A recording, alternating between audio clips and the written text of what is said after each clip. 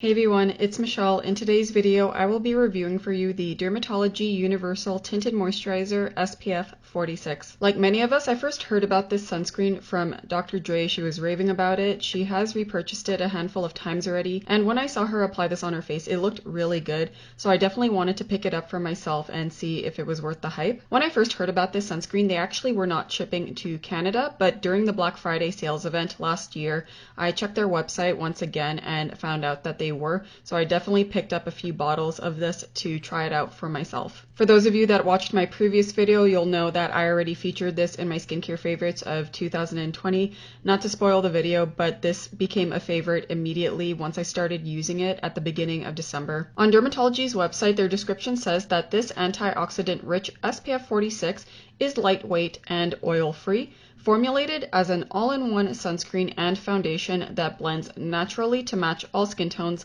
leaving a natural, healthy glow. Also features a high concentration of hyaluronic acid, niacinamide, and vitamin E. It moisturizes and provides sheer color coverage. Protects against UVA, UVB, and infrared radiation. This retails for $22 US. It comes in a 50 ml airless pump bottle. This is a hybrid sunscreen, meaning that it has both organic and UV filters. This contains 12% zinc oxide, which covers both UVA and UVB rays, as well as 7.5% octene oxide, which covers the UVB rays. This also contains iron oxides, which can help protect the skin against visible light. In terms of its claim that it helps protect against infrared radiation, that comes from one of their key ingredients called knotweed extract. I never heard about this ingredient before, so I did go onto Inky Decoder's website to check it out. That is one of my favorite websites to learn about skincare ingredients. Knotweed extract is primarily an antioxidant and emollient. Inky Decoder lists it as a goodie because there was a study by the manufacturer that showed it can protect against infrared radiation. Based on this description, it definitely does sound like a really nice ingredient to have, especially in a sunscreen. However, it was definitely not my deciding factor when picking up this sunscreen. I just wanted to try out this sunscreen because it sounded really nice to use. As mentioned in the description, other beneficial ingredients it has is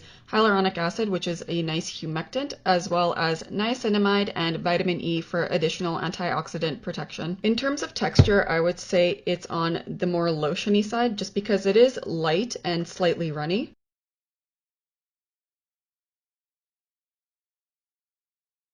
It feels very light as I blend it into the skin as well. This hand is with sunscreen, this hand without. Comparing the two, right away I noticed that the one with sunscreen is glowier. Also, the skin looks a bit more even in tone compared to the one without. Moving on to application, I use about 5 pumps of the sunscreen for all over my face and neck to get the 2 milligram per centimeter square coverage. I saw a comment on a Reddit post that said that 1 pump of this dispenses 0.25 grams of product. So for those of you that have a rough idea of how much sunscreen to use on your face, that is a very helpful tip. I have applied this sunscreen in 2 separate layers as well as all in one go. I personally did not find a difference in the finish of the sunscreen and how it sets on the skin, so I just always use it all in one go. This sunscreen spreads really easily all over my face and neck. It feels very light, and if you haven't noticed already, it does not pill around my hairline or my eyebrows, but it does leave a little bit of a buildup, so just keep that in mind. I also really like that there is no detectable cast or ashiness from the sunscreen. It just looks like it's adjusting to my skin tone very quickly. For fragrance, there is no additional ingredient in here to give it a scent, but I have seen some people describe it as a swimming pool or a floaty. I personally don't really notice it enough, so it's never bothered me. The feel of this sunscreen is lightweight. However, after initial application, it does feel a little bit greasy when you touch your skin. Once I wait a few minutes, however, it actually sets to a tacky finish, which I personally like. The finish of this sunscreen is very skin-like. It definitely looks like a tinted moisturizer. It is quite glowy. I think there are reflective particles in this sunscreen to give it an enhanced glow. However, I don't find it emphasizes my texture at all. In fact, I think it makes my skin look smoother. The tint adjusts to my skin tone really well. If anything, I do find my undertone to be a little bit warm, but it isn't super noticeable. I also find the tint helps to even out my complexion slightly. However, a bit of redness still peeks through, as well as my pigmentation. This is not a water-resistant sunscreen, so if you are doing any type of physical activity where you're in contact with water or you're profusely sweating, definitely reapply this accordingly. accordingly. I'm able to apply this sunscreen all around my eyes without issue. It does not dry out my eye area, so that is a definite bonus.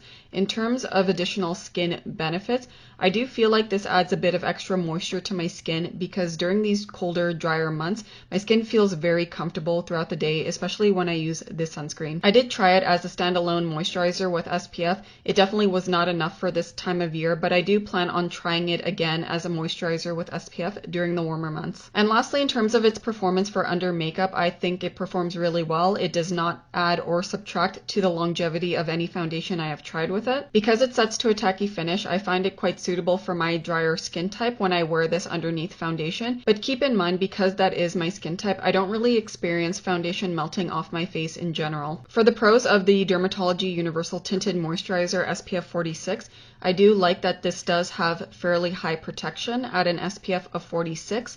The usual recommended minimum amount is an SPF of 30. Another pro is how easy it is to apply the 2 mg per centimeter square all over my face and neck. It feels very lightweight and it also looks very skin-like. Another pro is definitely the tint of this sunscreen. It adjusted to my skin tone very easily. Again, it does lean on a bit of the warmer side, but I still think this can suit a variety of skin tones just because there was no detectable cast or ashiness to it. For those of you that feel like the universal tint may be too light or dark for your skin tone, Dermatology also offers different tinted sunscreens in light, medium, and dark, so you may want to check that out if that suits your skin tone better. Lastly, for the pros, love that this does not sting my eyes at all, and it also does not dry out my face like other mineral sunscreens I have tried. I have absolutely no cons about this sunscreen, but I do have a few in-between feels, so it's neither a pro or a con, it just depends how you look at it. The first in-between feel I have is the pricing, especially when you consider Canadian dollars. This retails for $22 US.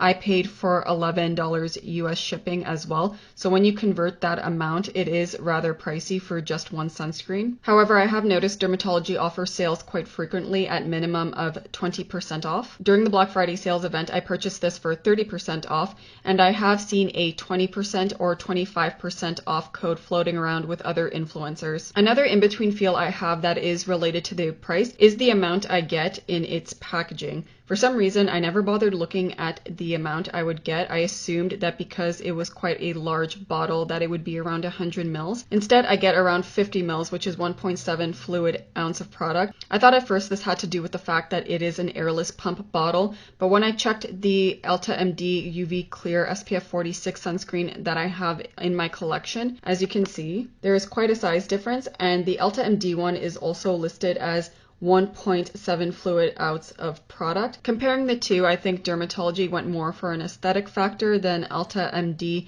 I personally don't care.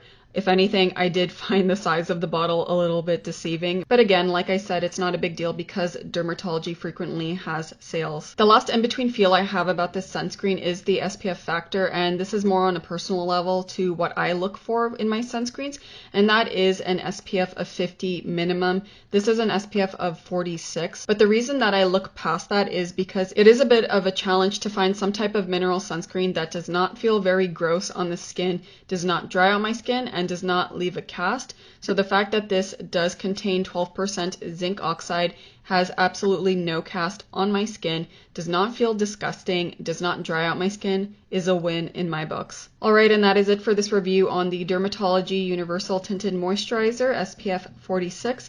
As always, I hope you find content like this helpful and informative. If you did, please be sure to give the video a like, subscribe to my channel down below for future videos, leave a comment if you have any questions or recommendations, and I will see you all soon. Ciao.